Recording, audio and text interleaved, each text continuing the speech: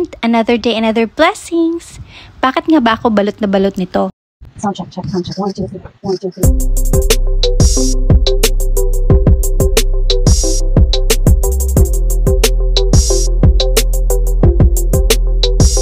3. For today's video ay pupunta tayo dun sa bukid. So, ang hindi nag-change dahil sa cup. Mas nice man din sa mga ito ko numi og bukid karon kay magluto mi og binignit and everything dito sa balay sa suwi sa akong Madra Bells. So, nga nira ito ang suton kay aside sa init pagpaingon dito bugnaw naman pud pag-abot. So, dili na kayo siya igang.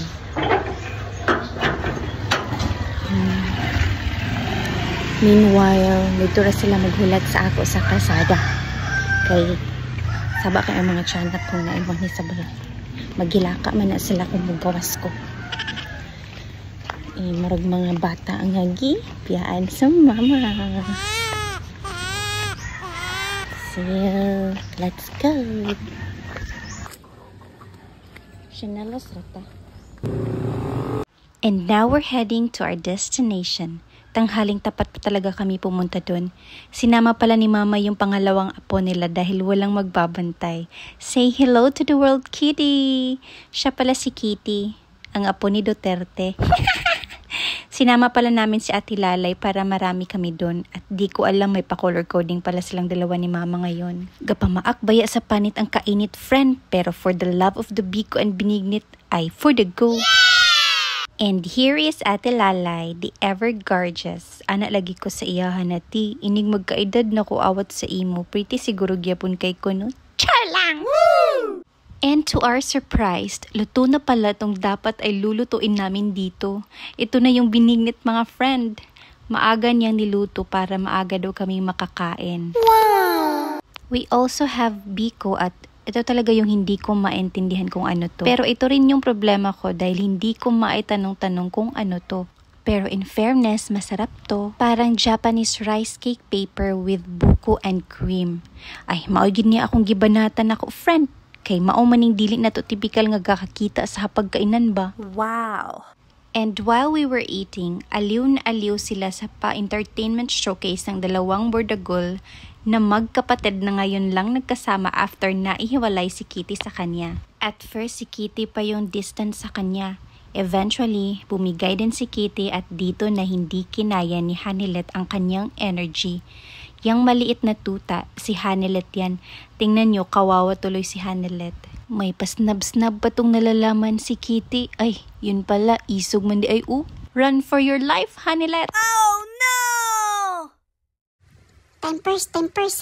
Ito na yung matabang dilubyo sa buhay ko. Ang bigat-bigat pa naman ito. Ayaw pa magpaawat. Ayun, kinakagat-agat pa naman ako. Kisali, gini, may kanaha ba kay naikwintas na tililing-tililing. At habang naglalaro ang dalawa ay inintroduce sa amin itong Luwak Coffee Valley. At alam nyo ba kung ano to? Grabe, ang akala ko hindi na ako makakakita o makakahawak o makakatikim ng ganitong coffee. Oh my gosh! This coffee is also known as Kopi Luwak, is a type of coffee made from beans that have been eaten and digested by an Asian palm civet, also known as Milo sa mga Bisaya. O diba, san ka dyan? Kadalasan lang kasi itong siniserve sa mga 5-star hotel restaurants o sa mga mamahaling kainan. Kahapon kasi may napanood akong same process ng paggawa ng Kopi Luwak, pero a product from Thailand at galing sa dumi ng elephant.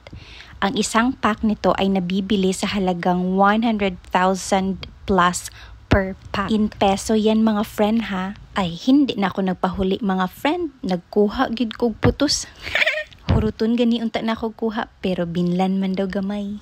I'll make a separate video na lang more about that coffee. At dahil mahilig din ako mag-tsaa, binigyan nila ako ng English breakfast tea. And it's good to take in an empty stomach. So yung hindi ka pa kumakain. But you can also take this after eating kasi okay rin naman. But it's advisable na yung wala pang laman yung tiyan. At dahil nagka-interest kami dito sa teapot and tea glasses ni Auntie, ay sinubukan na namin yung tsaa. And ako lang yung nasiyahan dahil si Mama at Ate Lalay ay ayaw nila yung lasa. Mapait daw. Let's have a tea! Bigla ko tuloy naisip na yung mga kaharap ko ay Korean at Koreano. Huy! What? Depende lang talaga yan sa trip ng tao kasi yung iba ginagawang coffee ang tsaa. And after ng lafang session ay umuwi na kami at eto nakapag Sharon Cuneta pa talaga ako. And while we were heading out, na-notice ko tong mga dogs nila ay nakipag-send off din sa amin palabas. Ang sweet naman ng mga asong to.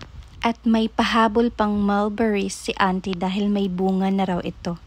Huy! Kaarte ba kaayo mo tilaw? Uy! Pula-pula. And that ends for today's pinagkakaabalahan. See you on our next videos, mga friends! Anong balay na ko alam mo na ako balay. Mama sa una. Dili ginama ko balay kanang dako. We're going home! Balay. Happy 1 month keeper! Happy 1 month! Badungan na kayo. Thank you for watching, friend!